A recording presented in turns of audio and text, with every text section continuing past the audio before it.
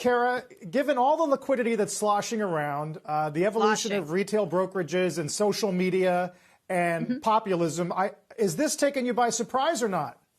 Well, I'm old enough, Carl, to have been around for E-Trade. If you remember, there were a lot of stocks. There was one that did a disk drive that went crazy, which doesn't exist anymore, that all the investors piled into. So I've been around to see this sort of idea of the democratic investor. Now, you can be for the democracy in stock market because most people are not in stocks, even though we talk about it a lot. But most Americans do not get to participate in this upside. And that's a great thing.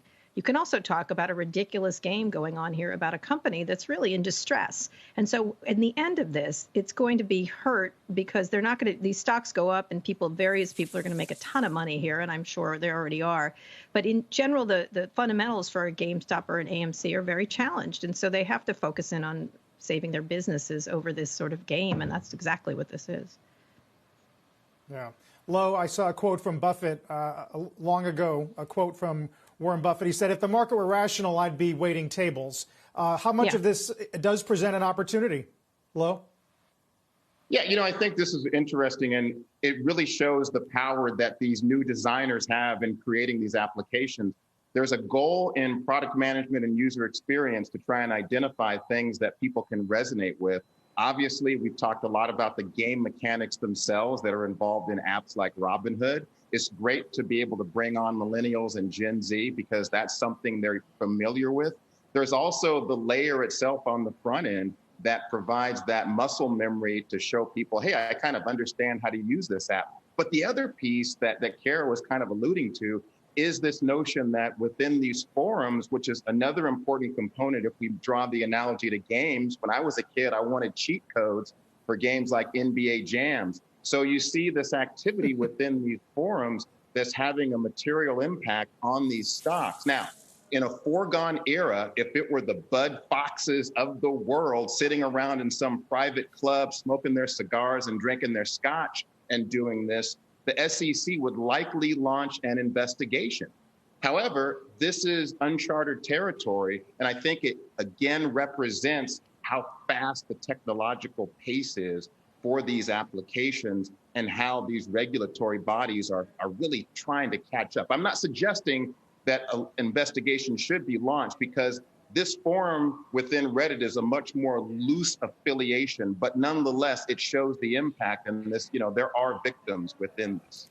Yeah, Kara, this to me has a bit of the Coliseum feel. We're watching the gladiators, but this isn't just about hurting short sellers. I mean, there are actual companies that are behind these shares that, as you mentioned, are trying to dig themselves out of a really tough situation. There are employees there who hold these shares. These shares are currency, perhaps for them to be able to fund future initiatives. How do you think this stock price volatility, the inability, at least during this time, to discover a fair price is going to affect the companies themselves? Well, the idea is to use this stock to buy things and revive these companies, but no one's going to take this stock. No one who is in business will. This is a game for a lot of these people, and it's an interesting game. And by the way, that's why Elon jumped in. Short sellers have been the bane of his existence. And I get the fun and games part of it, and I get the part that short sellers sometimes really just do start to attack unnecessarily. But short sellers also serve a very good purpose in markets for companies that are problematic. And so in the end, GameStop, someone's going to take their stock to do an acquisition to try to get their business going. I mean, there's two things, their business and this game. And I don't know if I was GameStop worked there, I'd start selling shares because this is speculative right now. What's happening? It's not anything that will help their business going forward, and that's really where the focus should be. But one of the things about Robinhood, which is a lot of these sellers are using Robinhood, and I know you had the Robinhood CEO on. Really interesting company, really interesting to get more people in the stock market. But people have to have financial literacy and not getting taken advantage of. And again, I'm having this memory.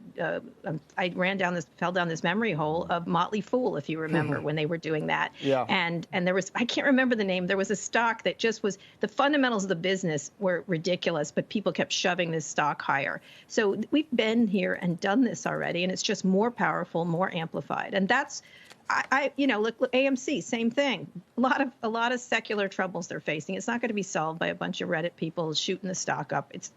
It just isn't. That said, whatever. I mean, this is what it is. Shepard Smith here. Thanks for watching CNBC on YouTube.